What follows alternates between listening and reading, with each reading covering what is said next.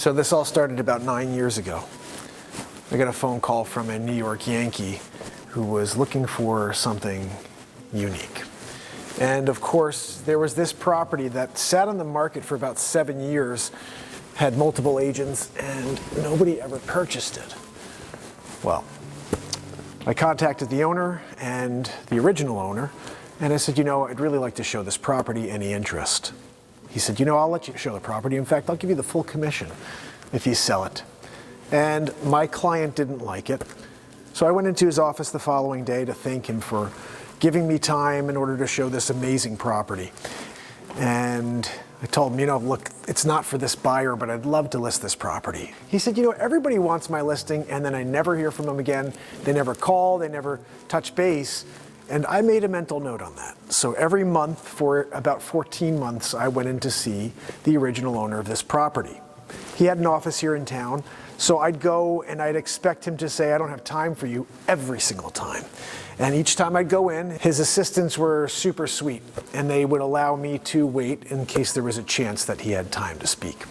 Every single time for 14 months, 13 of the 14 months, I'd walk in, I'd spend a few minutes with them, and then a few minutes later the phone would ring and they'd say, Rodney, I'll see you now. And I'd go in and he'd hit me with these pearls of wisdom. For example, he started selling insurance in Idaho. That was the first thing he was doing, going to small medical practices, doctors, family doctors. He's selling them insurance. One of this practices was very busy. The guy said, look, I don't have time for you. Go through what I have here. You let me know what I'm missing. So he takes a look through, and he comes back a few minutes later. He says, you know, whoever created this plan for you did a great job. If you have any more employees, any new kids, anything like that, you know, please let me know. I'd love an opportunity to earn your business. So the guy goes, take a look again. He said, sir, I already looked. You have a sufficient, plan currently. Anything changes, let me know. He said, take a look again. And he said, I already did. I looked at it thoroughly, and you've got a good plan. Please contact me if you have any changes. The gentleman says to him, I've never had an insurance salesman not try to upsell me on something. So they could get a loaf of bread that month or something, but there's always an upsell. But because this man had integrity, he took all of the business. Every small practice wanted to deal with him. They didn't want to deal with somebody who's going to come in there and upsell them. They wanted to deal with somebody who had integrity. So he'd tell me these stories and he'd say, Mark, just keep doing what you're doing. Work hard, hustle, because I see it. We see it. And the more you do, the more one day things will come back in your direction. But don't expect it today. Don't expect it tomorrow. It could come, but more than likely it's going to be down the road. I have a quote I wrote a couple years ago that's time plus effort equals result. You've got to put the time in, and an overwhelming amount of effort. And the crazy part is the first part, the time, it could be short or it could be forever. And you have to maintain the effort to get to the result. So I learned that from this man. And I didn't get the listing. I walked in on, I think it was the 14th visit, and as I got into the office, I see the doors were both open. He had two doors. He had one on one side where his assistants were, and then he had his office on the right. And as I walked in, I saw both doors were open, and I was like, I've never seen that before. And I just peeked into his side, which is usually closed, and I see him there packing boxes. And he says, his shoulders kind of fell. He goes, Mark, we sold the house. And he sold it directly to somebody, my current client. And he says, oh, but don't worry about it. He wants to flip it. And my mind was blown because this property was on the market for 7 years. It had been at all crazy numbers. It was almost auctioned at one point. And then this gentleman buys it and wants to flip it. And so I was skeptical, obviously. And he said, when they interview agents for when this process takes place, I told them there's one agent they need to interview. There's only one agent that I told him that has to be at that table at least to be heard, to have an opportunity, and that's you. He said, you know, I feel bad. You never asked for the listing. You just kept coming in, showing me the thing that he never saw, which was an agent who wanted it. I showed that to him, and then I guess it was Labor Day of 2015. I get a call from the new owners that they're going to be flipping the house. Would I be interested in interviewing? So of course I was so excited. I'd put 14 months in trying to get the listing with the previous owner. So I showed up on Labor Day, and I brought a big stack of paperwork and my drone. I said, do you guys want to look at all this?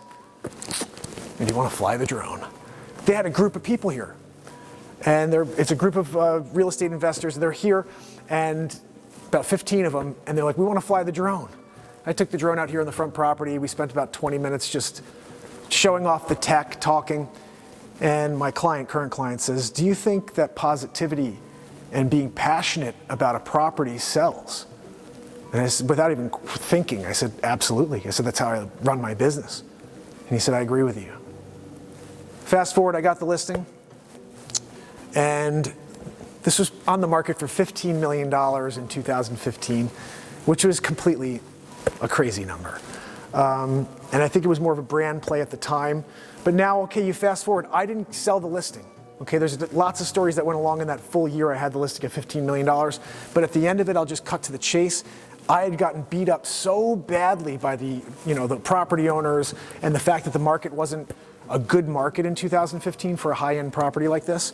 And I left that year feeling really down on myself. And I had to dig myself out of a hole to the point that they gave this listing to somebody else, and then somebody else, and somebody else, and somebody else. And I never wanted to look at it again. I don't ever want to see this place again.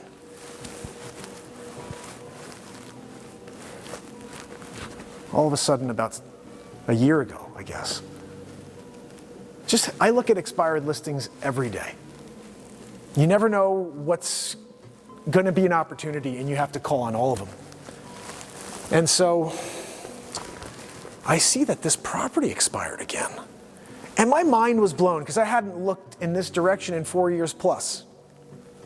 And so I pull up the listing and I see what I had on for $15 million was down at like $6 million, $6 million. And I'm thinking to myself, how the heck did I go through a year of my life at 15 million on this? And I was kind of feeling like I did something wrong. I couldn't sell it. You fast forward 7 years, the market was great during COVID, and it's in the 6 million range, and it didn't sell still. So I reached out to my client and I said, look, how about you give the guy a chance that had it at $15 million, how about you give me a shot at this number and I'll show you how to sell a property.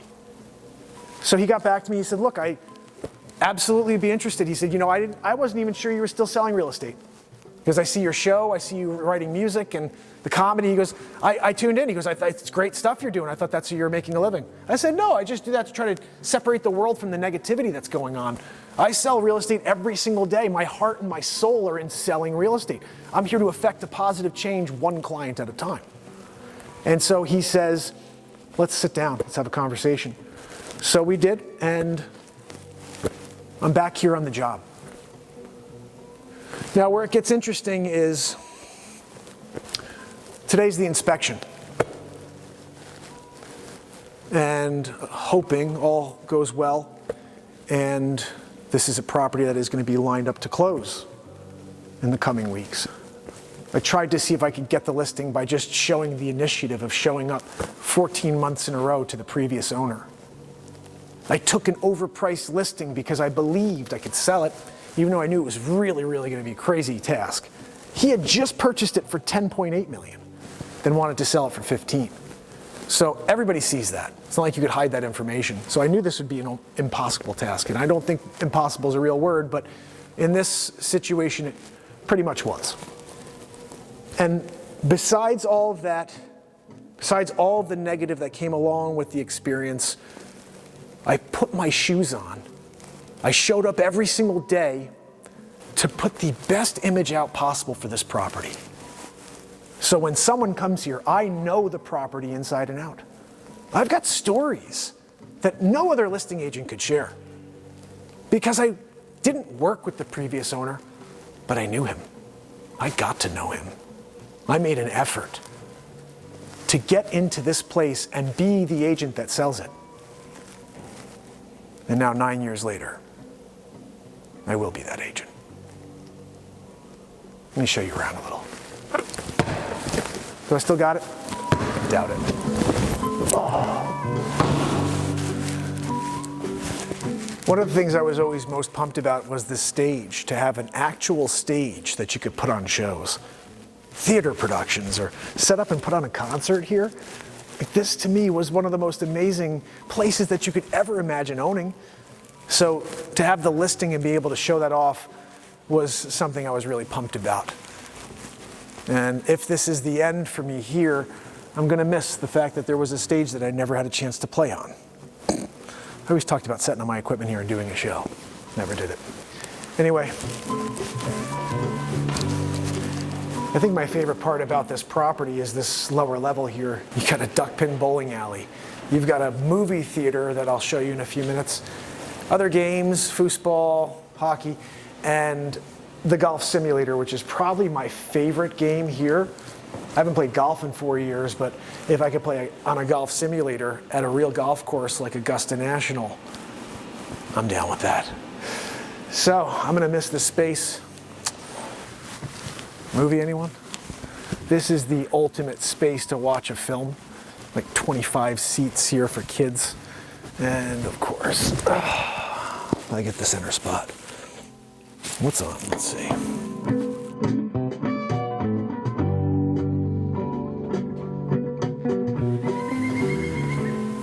You hear the wildlife out here? This place is unbelievable. This entire deck wraps around the back of the house. I love that. So this place is magical.